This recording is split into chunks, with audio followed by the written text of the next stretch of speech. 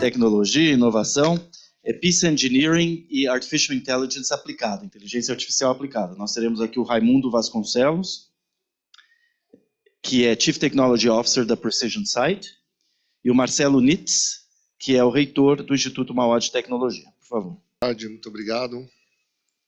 É um prazer aqui discutir esse tema tão importante. Eu tinha trazido uma apresentação em inglês, uma apresentação em português, não trouxe uma apresentação em alemão. Mas acho que, pelo que eu vi, português is besser als mein Deutsch. Então é melhor falar português. Melhor falar português.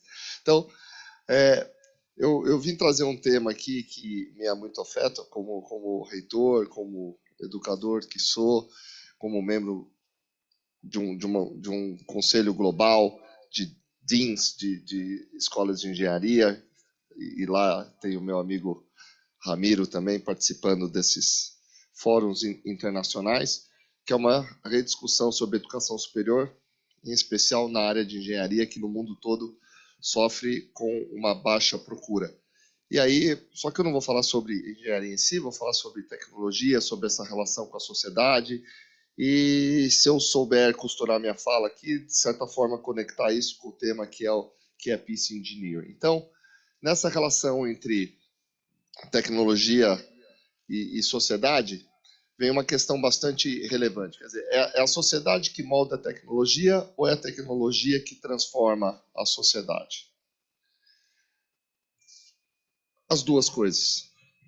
Depende do caso. Então, por exemplo, uma necessidade que nós temos hoje de endereçar o problema do aquecimento global impulsiona mudanças tecnológicas nesse sentido. Então, digamos, esse é um exemplo da sociedade, de certa forma, demandando transformações tecnológicas. Agora, existem casos em que a coisa funciona ao contrário. A colocação de uma tecnologia na sociedade impacta significativamente a sociedade de uma maneira inesperada. Temos vários exemplos. O celular é um deles. Veja o quanto esse aparelho modificou o modo de as pessoas, de a sociedade funcionar. Redes sociais. Né? Então, hoje em dia, as pessoas, os aplicativos, tudo que veio depois, né? Toda essa transformação de tecnologia, como ela moldou a sociedade, não o contrário. As pessoas hoje namoram, encontram os amores das suas vidas por meio de um aplicativo. Né? Então, esse é um exemplo só para ilustrar o quanto tudo isso mudou. Mas por que isso é importante? Né? Talvez uma visão liberal dissesse, assim mesmo, deixa acontecer. Né? Eu acho que a gente tem que estar bem atento, como formadores de opinião, como educadores, quais são as consequências disso. Daí eu gosto de fazer uma comparação. Né? Não vivi lá a Revolução Industrial, mas certamente foi uma época de muita euforia, que, nossa, agora o mundo vai ser muito melhor. Quantas transformações, quantos benefícios para a sociedade. Daí eu faço paralelo com o mundo de hoje, né? Toda a tecnologia, IA, quanta coisa que a gente fica empolgadíssimo. Nossa, quanta coisa bacana que vai facilitar a nossa vida, transformar. Tá bom, mas e os efeitos colaterais? E as pegadas que toda essa transformação industrial deixou para hoje? Estamos falando de COP30, estamos falando de aquecimento global, são as pegadas de todas essas transformações que foram feitas, e quando a gente olha hoje para trás e fala, ups, né?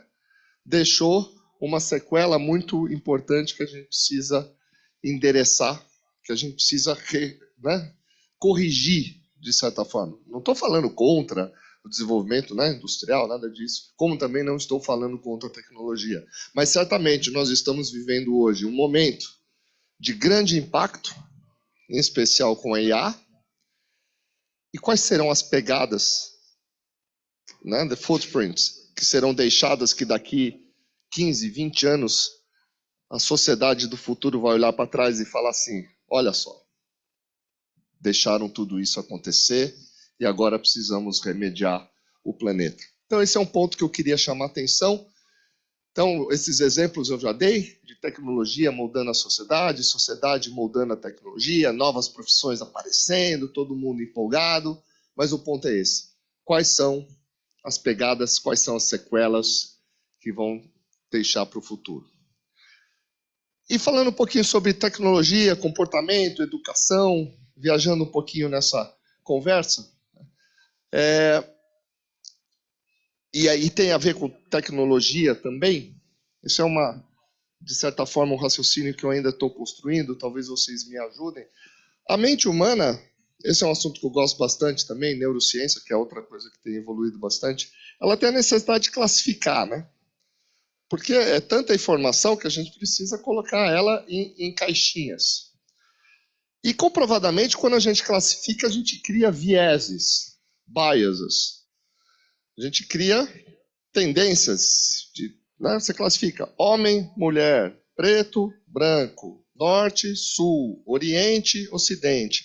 Estamos o tempo todo classificando, separando, porque nossa mente precisa organizar. Para sobreviver, a gente precisava olhar para um ser vivo e falar, né, que bicho que é, identificar para tomar uma medida, né, tomar uma ação rápida. Isso, de certa forma, é um comportamento, digamos assim, que distorce a realidade e amplifica as diferenças.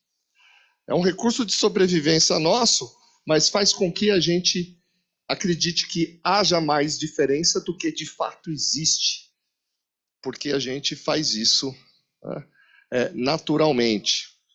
E aí tem uma relação entre Vocês viram que é uma conversa meio esquisita essa minha, né? Entre o analógico e o digital. O que é digitalizar? Digitalizar é discretizar, é separar em intervalos aquilo que, na verdade, na natureza, é um contínuo. E no mundo de hoje em dia, né, eu diria o seguinte, nosso mundo é digital ou ele é analógico? Né? Legal essa conversa, né? Por que eu estou com a foto do alfaiate? Porque o que é o mundo digital? O mundo todo classificado. É o seguinte, a sua camisa é pequena, média ou grande. Né? 3 intervalos, P, M, G. Às vezes tem o GG, você pode colocar mais intervalos, mas continua sendo um mundo discretizado. Qual é a dose do seu remédio? 50 miligramas, 75 ou 100. Tem a 63,40? Né? Não tem. 50, 75 ou 100. Agora, a realidade, ela é digital ou é analógica? A dosagem que você precisa do remédio, será que é a 50, 75? Talvez seja 63. Mas não tem o 63, tem 50 e 75. Você vai comprar roupa, não é mais o alfaiate, é a indústria que discretizou, digitalizou. O analógico seria a gente voltar aos infinitos estados possíveis. Né? Você fazer a roupa no alfaiate, a sua roupa, as suas medidas, as infinitas possibilidades, os infinitos estados possíveis entre os extremos. Né? Voltar ao boticário que coloca o seu medicamento com a dose que você precisa, para você. E a indústria tem se modificado para ser cada vez mais analógica, né? Para te entregar o carro customizado com todas as características que você quer, para construir tudo no seu modelo. Essa é uma revolução industrial da indústria, como eu diria, e os alemães são muito avançados nisso, essa indústria 4.0 é uma maneira, de certa forma, didática de dizer, é você customizar em massa. E aí muita inteligência artificial, muita sensorização, né? Muitos dados, navegando em rede, para que você consiga ter aquela produção que é feita para ser digital, entregar produtos analógicos. Então, a tecnologia, de certa forma, é um meio de retorno ao analógico. Bom, e a questão da educação? A gente tem novas oportunidades acontecendo. Né? Interfaces naturais, aprendizagem multissensorial, humanização digital, que respeitam a não linearidade do pensamento humano, aprendizagem adaptativa. Quando eu trago esse raciocínio do digital e do analógico para uma sala de aula, a escola foi construída de uma maneira digital. Né? Quer dizer, coloca todo mundo em séries, coloca todos os alunos iguais, ensina os mesmos conteúdos de forma, né, discretizada. E a tecnologia traz a oportunidade do quê? Da aprendizagem adaptativa, de você adaptar o ritmo de cada um, de você fornecer conteúdos personalizados, de você fazer com que cada indivíduo se desenvolva de uma maneira diferente. Mas, diferentemente da indústria, a gente ainda tem um caminho muito grande para percorrer na educação. A educação ainda está no mundo ali discretizado. Né? Então, essas são provocações que eu deixo aqui e vou rapidamente aqui para também poder compartilhar com meu colega essa discussão. Então, desafios contemporâneos nesse contexto da educação, da tecnologia, né? Propósito e intenção, tecnologia com valores humanos.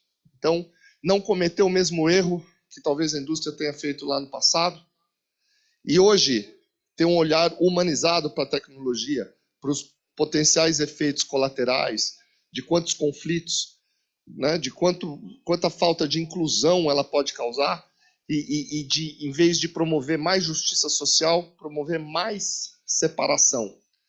Então, eu acho que essa é uma discussão importante e tem muito a ver com Peace Engineering,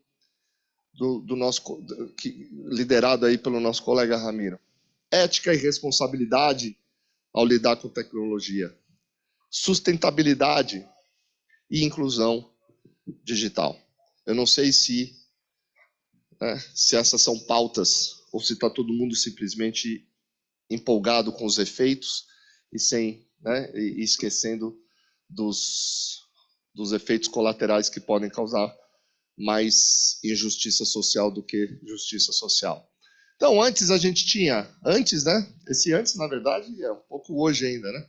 Aprendizado individual, conteúdo limitado, metodologias rígidas. Com toda essa tecnologia e com essa chegada brusca, disruptiva da inteligência artificial generativa, que caiu que nem um meteoro de uma vez assim nas nossas vidas, a gente vai para uma nova situação, rapidamente. Então, colaboração exponencial, ainda que seja com a própria IA, acesso universal do conhecimento, personalização do aprendizado. Tem que mudar totalmente a forma como a gente lida com educação, com essas novas ferramentas. Então, para onde vamos? IA na aprendizagem? É um forte aliado para você personalizar e ampliar capacidades cognitivas. Você traz mais inteligência para o processo, não necessariamente para o sujeito. Como é que você lida com isso? Colaboração sem fronteiras, construção coletiva de soluções globais, humanização digital, tecnologia a serviço do bem-estar coletivo. Então, eu sinto falta dessa discussão mais humanizada, né, com relação aos efeitos da tecnologia e a relação que ela, né, e a contribuição que ela pode deixar para um futuro mais justo, ou a contribuição que ela pode deixar para um futuro mais injusto, dependendo de como ela for aplicada.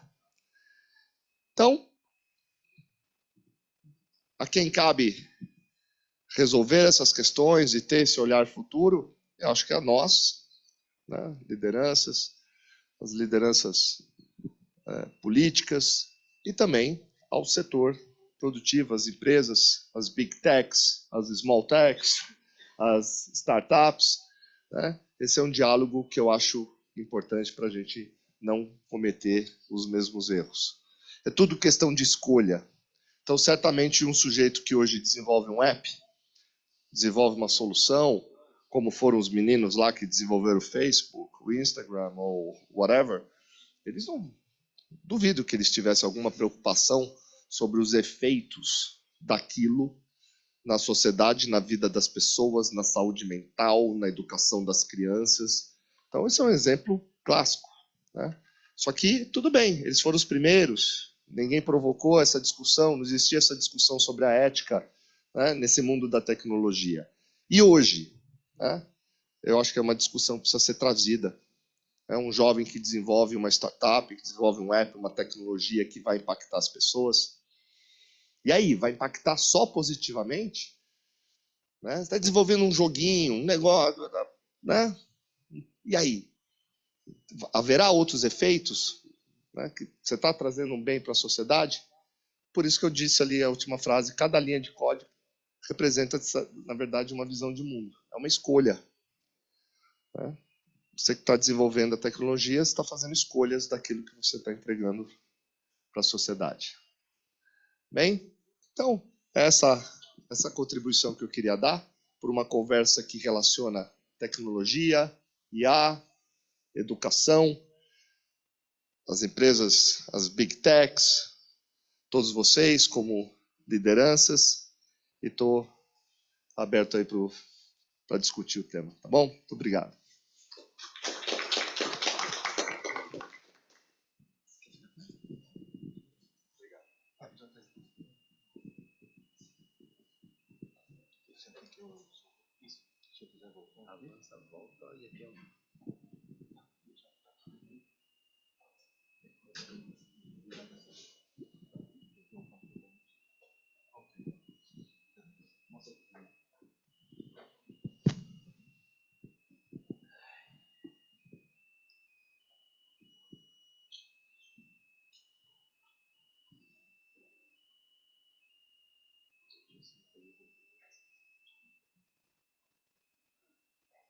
Bom, pessoal, boa tarde. Boa tarde, obrigado pelo convite da organização, é um prazer estar aqui. Vou me apresentar, eu sou Raimundo Vasconcelos, eu sou CTO. Na realidade, eu tenho uma vida bimodal, já faz uns 20 anos.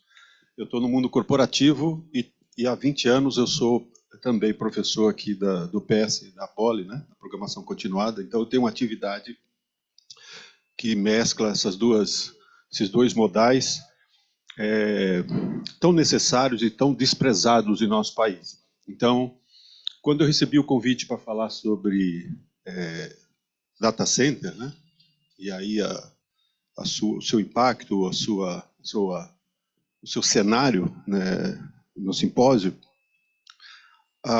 logo me veio a ideia da sala onde nós estamos agora, né? Porque nós estamos aqui discutindo, refletindo, relações de cognição, mas é a sala que permite que a gente faça isso. Ok? Ela foi construída para isso. Então, para falar de tecnologia, eu sou um apaixonado por tecnologia, então eu gostaria de trazer aqui para vocês a ideia exatamente do data center no papel de tecnologia, ou seja, sem a sala a gente não poderia estar fazendo isso aqui. Okay? Sem a sala, a gente não ia conseguir fazer o simpósio, trocar informação, enfim. Sem o data center não ocorre tecnologia.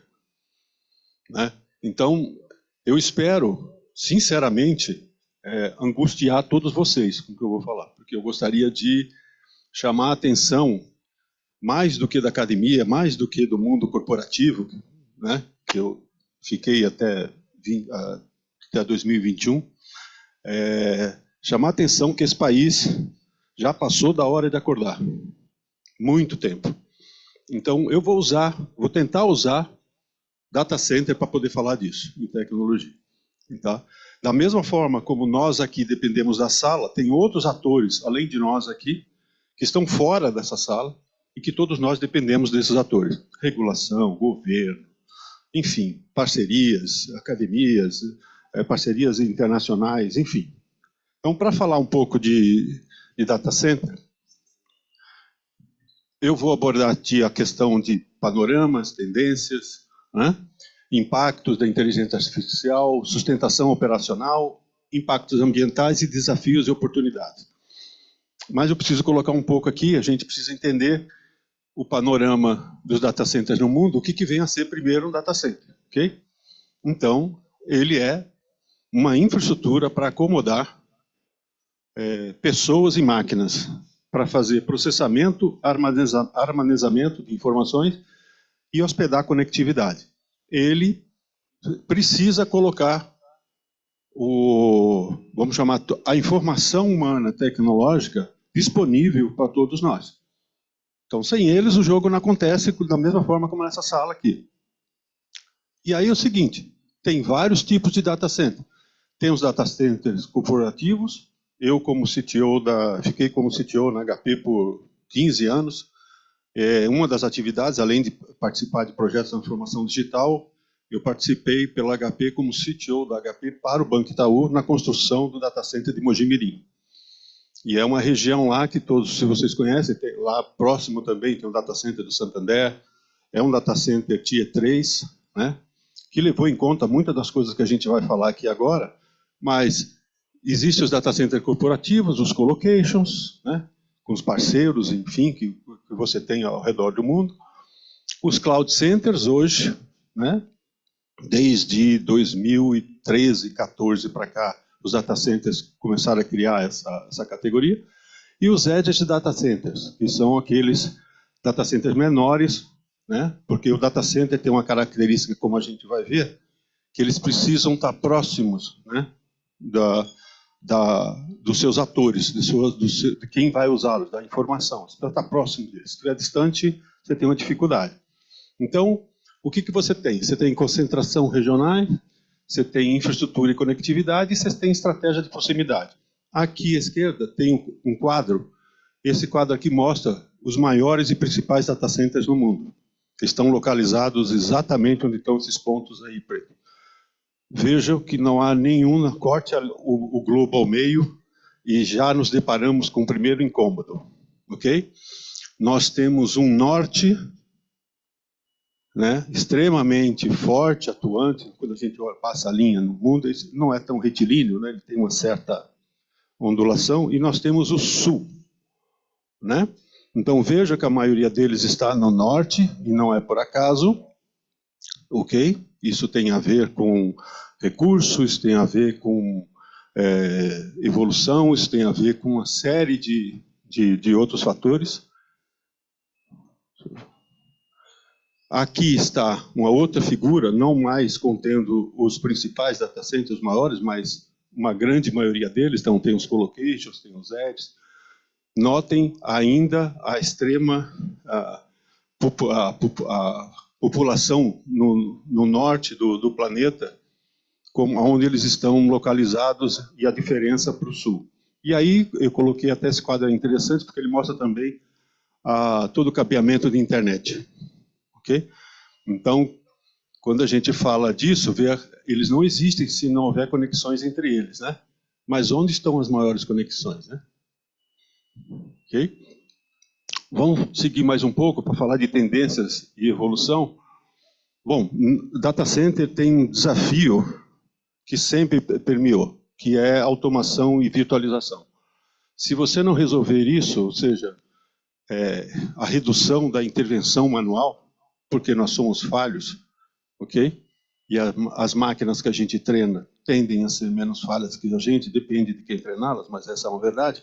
Então, esse desafio de automação e virtualização sempre teve, para otimizar os recursos físicos e dar flexibilidade e escalabilidade, ok? Mas não só isso. Quando a gente fala de edge computing, quer dizer, quando você começa a entender ou vislumbrar outras formas de computação, então a gente sai desde os cloud computing, do fog computing até o edge computing, com a forma de descentralizar, com a forma de reduzir recursos, impactos de recursos e prover maior conectividade e maior interação desses data centers entre si. Okay? O crescimento sempre vai existir, ou seja, quando a gente fala de data centers, você pode voltar para o tempo que você quiser. Os anos 60, anos 70, anos 80. Eles vão mudar na evolução tecnológica, mas sempre houve essa questão de expansão. Conforme caminha a humanidade, você precisa fazer expansão do uso de dados. A demanda por data centers avançados que inovem, que permitam essa redução e essa flexibilização nos recursos sempre vai ter, e inovação em hardware e software. hoje a gente tem muito mais do que já teve no passado. É absurdamente... como é que se diz? O gap, o espaço é absurdamente proporcional quando você olha que antigamente os avanços aconteciam numa velocidade muito menor do que acontece hoje. E isso cria, como meu colega, o professor, também colocou ali, cria muito do que a tecnologia interfere digamos, na nossa, entre aspas, evolução humana, e de quanto ela é interferida também, porque ela é requerida por essa intervenção humana. Então, o data center tem um papel crucial nisso. Aqui é um gráfico para mostrar para vocês o valor disso. Nós estamos falando de hoje algo em torno de 445 bilhões de dólares. Em 2030 vai chegar a mais de 600, e em 35 pode chegar a parte do bilhões de dólares em recursos de data center. Ok? Vamos falar um pouco de impacto da inteligência artificial nos data centers. Bom, basicamente é monitoramento em tempo real, previsão de falhas e automação de manutenção.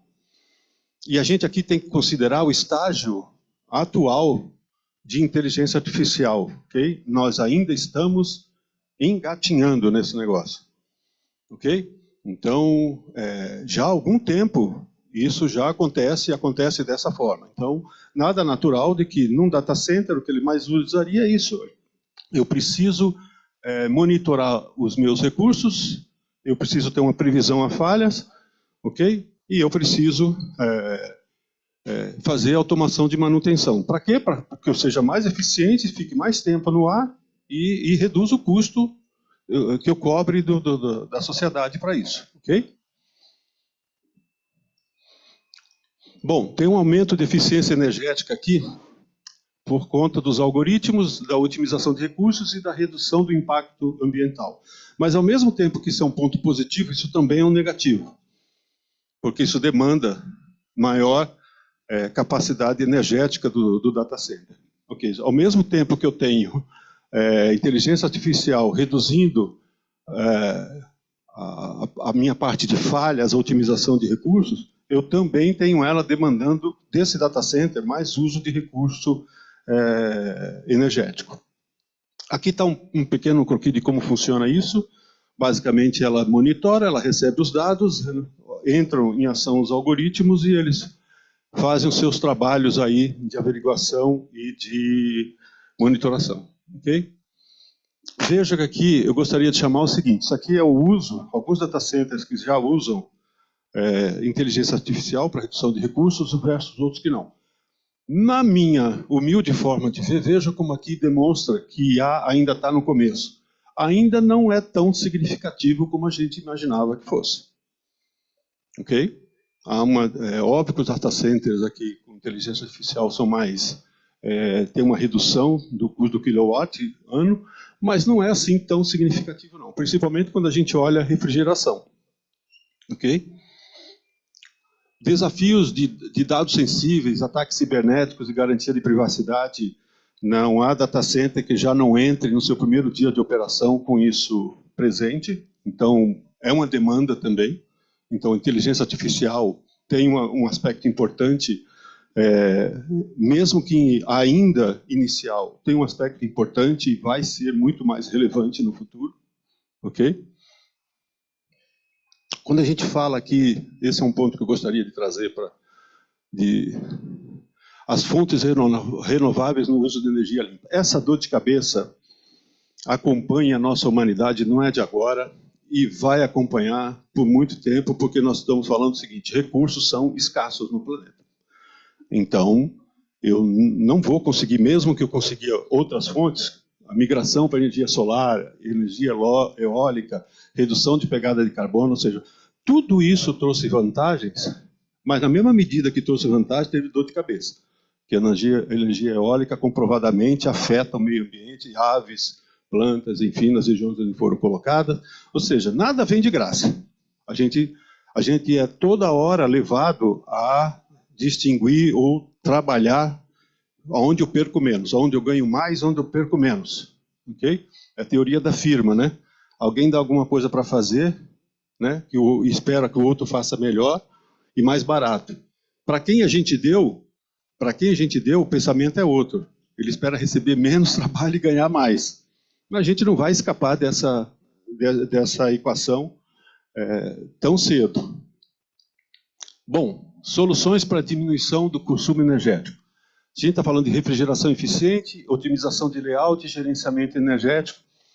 E aqui é um ponto importante. Eu vou trazer como exemplo o data center do Itaú de Mojimirim. Ele é um data center Tier 3. Ok? Difícil. A gente tem pouquíssimos data centers Tier 4 no país. Okay? Tem alguns, mas a gente tem pouquíssimos. Independente de quanto mais a capacidade Tier dele é avançada, vai até 4, significa que ele é autossuficiente, ele é protegido, enfim. Tem uma série de coisas. O data center de Mojimirim chegou a construir um lago para ajudar, porque a refrigeração dele é a água. Para vocês terem noção dos, digamos assim, os cuidados de engenharia na construção dele, não só tecnológico, né? Mas a gente vive num país, okay, que apesar de ser abençoado pela malha energética que a gente não usa ou tem dificuldade de usar as vantagens dessa malha. Por exemplo, há 2 dias atrás, uma subestação no Paraná teve um problema, ela afetou, teve um apagão em 14 estados. Ou seja, na hora que você coloca um data center daqueles 5 que eu coloquei lá no slide anterior, que são os maiores e mais específicos, e você depende no país de uma malha que é o seguinte, ela não é separada, ou seja, a distribuição é um problema, a gente tem um problema de infraestrutura sério no país, e não é de agora, é de muito tempo, então vai aqui o segundo ponto de desconforto que eu queria colocar para os senhores, ok? De por que justifica que nosso país ainda não estamos tão engajado nesse tempo, ok? E isso é um ponto que acompanha exatamente porque a demanda dessas salas, que está hoje na ordem dos seus 415, 400 e quase 500 e pouco kilowatts, terawatts, tá certo? Ele vai chegar com a previsão em 35 de 1.200 terawatts, ou seja, e isso é uma previsão que certamente, certo? Provavelmente foi a mãe de Nau, algum disso aí, essa é uma previsão que certamente vai falhar, porque a gente ainda está engateando na questão de IA, por exemplo, e na hora que ela acontecer e como acontecer, a gente ainda não tem noção de como é que ela vai usar da sociedade, como é que a sociedade vai reagir a isso, como é que será o uso dela nesses data centers. Então, isso ainda é uma incógnita. Ok? Então, todo projeto de data center tem que ter sustentabilidade e certificação de ambiental e social corporativo. Isso é um to-do. Eu não tenho o que fazer. Qualquer um deles hoje colocados aqui tem regra. Isso não é um problema. O problema é manter-se dessa forma. O problema ele é homologado, ele é avançado, mas ele não se mantém. Então, o problema aqui é manter, ok?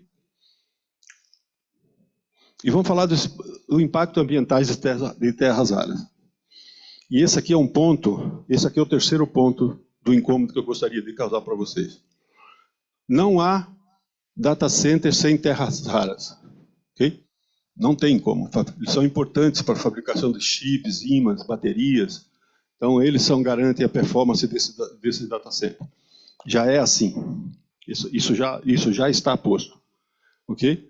Então, e o uso em data centers, quanto mais cresce com inteligência artificial, mais essa demanda aparece. E aí eu gostaria de trazer, um caso, reforçar o nosso terceiro ponto de angústia aqui. A China começou, nos anos 80, um projeto de terras raras. A China é o maior celeiro de minérios de terras raras e minérios críticos, como a gente fala no mundo, e ela em 80 acordou de que tinha que ser autossuficiente da extração ao refinamento e à transformação. Okay? Esse projeto na China demorou 10 anos. 10 anos. num país que, se não fizesse o que ela queria, ele trocava, o cara morria e trocava o outro, porque é pulso forte. Ele não usou, a China não usou amor para fazer esse projeto. Okay? Mas em 10 anos fizeram acontecer. Hoje a China não tem como falar de terras raras. O mundo depende hoje completamente da China nesse quesito. Por mais que se faça. Porque não é uma questão só de quem está preparado. Ela foi a única que se preparou para isso no mundo. Okay? E aí a gente pensa como é que outros atores importantes globais, como de terras raras, americanos, canadenses, australianos, okay? Eu vou deixar o Brasil para falar por último, okay? Deixaram isso, inclusive, acontecer, porque isso foi acontecendo à vista de todo mundo. Okay? O Brasil é o segundo país no mundo em reserva de terras raras. Só que é zero de extração de extração não, de extração não é zero, de refino e transformação, zero. Nesse momento está sendo criado um grupo no Congresso, encabeçado por alguns senadores e deputados, junto com estudiosos como Nélio Reis, tem outros professores que acho que estão vindo gente aqui também, okay? Para criar a regulamentação para isso de terras raras no país. Okay? Então, o Brasil está completamente à margem. Ele não tem como participar desse jogo hoje. E sem terras raras, sem minérios de terras raras, você não faz tecnologia e não faz que, por mais que a gente coloque, os atores bélicos que estão lá no norte, eles não fazem sem terras raras. Ok? Para você ter noção, um caça americano F-35, que é a última geração, usa mais de 500 quilos de material de terras raras. Só para você ter noção. O nosso celular, o nosso notebook, tudo que a gente estiver falando aqui de tecnologia tem terras raras. Okay? E o Brasil completamente à mercê. Então, assim, esse é o terceiro ponto que eu gostaria de trazer para vocês aqui, porque quando a gente fala de desafios ambientais, tá certo? Isso aqui é uma equação de se fazer. Isso aqui não é inovação, não é que eu gostaria. Não tem como você fazer mineração de nada sem tomar ciência de degradação ambiental, poluição ambiental, impacto social e práticas responsáveis. Não tem. Porque um data center não existe sem tecnologia? Não. Sem pessoas. Sem pessoas. A Índia fez um programa nos anos 80 e 90 para preparar recurso capacitado de tecnologia. As universidades indianas de matemática tiveram, esse caso é sabido. Todo mundo aqui que trabalhou numa época, eu cansei de fazer voo para os Estados Unidos pela HP, pela IBM, quando trabalhei, era indiano do meu lado, estudando um program guide do meu lado. Ele abria um livro e começava a estudar. Nos anos 90, comecinho dos anos 2000. A China fez isso com material de terra rara. Mas a China fez isso em 2015, na preparação, de um programa de preparação de profissionais para IA. Muito antes dos americanos. Muito antes dos americanos. Todo mundo que trabalhava em tecnologia, eu sabia disso em 2015, e eu chamava a atenção disso já aqui na faculdade. Em 2015, eu chamava a atenção que, enquanto os Estados Unidos preparavam 500 profissionais por ano em inteligência artificial, okay? E a demanda ia ser muito maior do que isso, os chineses já preparavam mais de 1.500. Então, nós não temos plano para isso. Ou seja, a nossa dificuldade de olhar para isso é um ator do Sul sozinho. Não adianta falar em Sul global e ficar sozinho, não fazer o que tem que fazer. Okay? Então, existe uma dependência, uma falta de orquestração enorme no nosso país, como plano de país, do que a gente quer ser e onde que a gente quer estar. Se a gente vai ficar eternamente como voo de galinha, ou se a gente vai participar dos atores globais. Os atores globais em tecnologia, data center que suporta a tecnologia, não estão no sul. Estão no norte do planeta. Estão lá por uma razão. Nós, apesar de sermos abençoados com recursos e inteligência, porque a gente exporta inteligência também. Eu, como cada um dos senhores colegas aqui, temos exemplos de colegas nossos que saíram e foram estudar fora, foram participar de projetos fora. Então, o que data center está demandando para a gente, ou está mostrando para a gente, aonde está o jogo ocorrendo desse planeta, independente do que a gente vai fazer com o clima, o que a gente vai fazer ou não. Esse dever, a gente não pode cair no erro de que uma tarefa que eu tenho que fazer, ela é bem diferente do que eu tenho que refletir para fazer no futuro. O que eu tenho que fazer agora e como fazer agora, tá certo? Ela não pode me impedir de pensar o futuro, de pensar o norte. O nosso país não pensa futuro, não pensa norte há muito tempo. Nesse exato momento, um dos temas da reunião do embaixador brasileiro com o Mark Rubio nos Estados Unidos é sobre terras raras, como os Estados Unidos já tiveram com a Ucrânia. Ok? Então, assim, o jogo de terras raras no mundo está acontecendo agora, nesse exato momento. Então, quando a gente fala de data center, eles não ocorrem sem isso. Agora, onde está a maior demanda e necessidade de data center por terras raras? Aqui no Brasil? Certamente aqui no Brasil tem, mas ele está lá fora. Ele está no norte. Ok?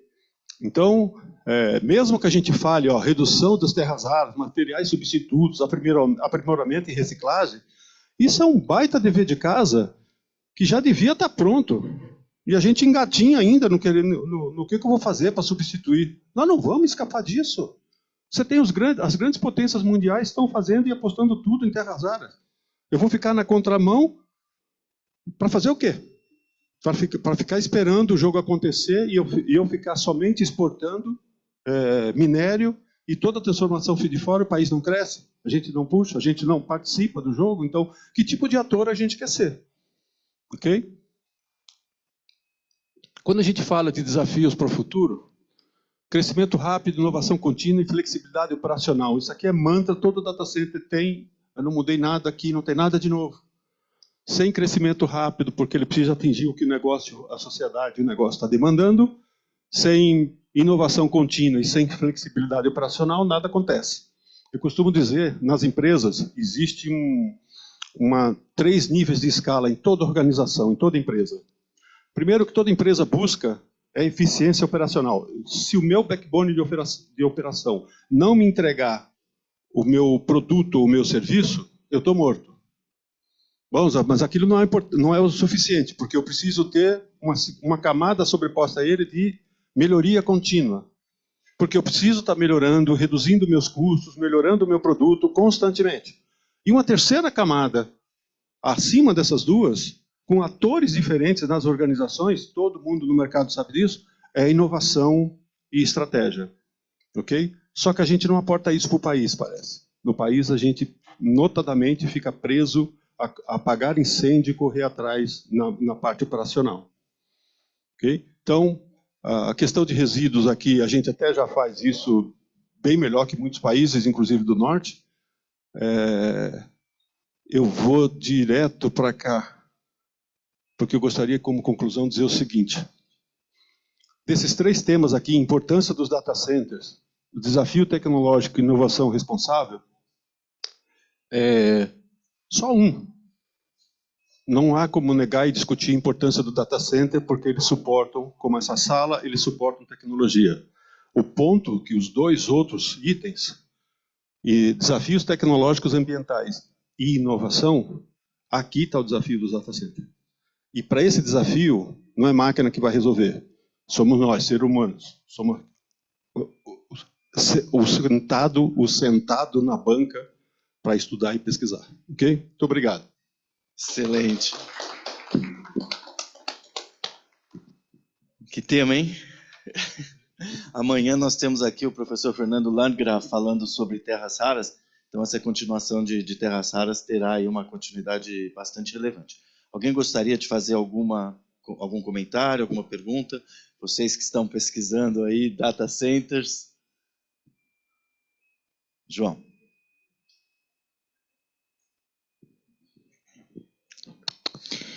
É até um dos temas que eu vou trazer aqui na minha apresentação, mas como você vê a questão de dados da operação do data center para que a gente consiga fazer pesquisa? Porque esse foi, digamos, um dos problemas que eu encontrei ao tentar achar a informação, é que é um pouco difícil de acessar certas informações para você conseguir estudar o data center, certo? E aí eu queria saber qual que é a sua opinião sobre isso. Você acha que tem alguma forma de navegar isso? Se é uma questão de compliance, enfim. Essa pergunta é muito boa, mas ela tem viés, ok? Então, é muito difícil quando você fala do mundo corporativo, porque tecnologia no mundo corporativo, quem fornece, o dono, que está ganhando dinheiro com aquilo, que está fornecendo aquilo como serviço, como produto, ok? Ele resguarda a informação dele, ele se protege da informação dele. Então, o que vaza, o que sai disso é muito pouco, ok? Que nem o exemplo que eu acabei de colocar aqui para vocês. Dificilmente você vai num simpósio corporativo, alguém vai falar que o data center do Itaú de Mogi Mirim é Tier 3, e por que ele é Tier 3? Vai dizer que foi custo, vai dizer que foi estratégia, entendeu? E não foi isso. Foi porque o país não suporta, é muito caro o país suportar você criar um data center Tier 4. E olha, sem falar no caso de quando o data center, estou respondendo a tua pergunta com um exemplo, tá? Quando o data center do Itaú foi construído lá nos anos 2013, 14 e 15, ok? A gente colocou para ele, já era CTO do grupo, e eu questionei o CIO e o pessoal do Itaú nisso. Para que vocês vão construir um data center desse tamanho, se o que está vindo aí são os cloud data centers? Então, assim, o que aconteceu é que eles construíram um data center para 3 fases de prédio, né, de capacidade computacional, vamos dizer assim, e até hoje estão usando uma só. E ela está subutilizada até. Entende? Então, você tem isso. Foi um erro estratégico, eles não pensaram, ou não foram na academia, ou não pensaram do que estava vindo, o que estava acontecendo. Então, você tem essa demanda de... Agora, por outro lado, você tem data centers de pesquisas no mundo, tem data centers de entidades acadêmicas e tal. E eu acho que ali é o ponto onde você coleta mais dessas informações. Você vai ter sempre informações que vão estar restritas, sim, por conta desse diferencial de competitividade. Tá bom? Bom, muito obrigado.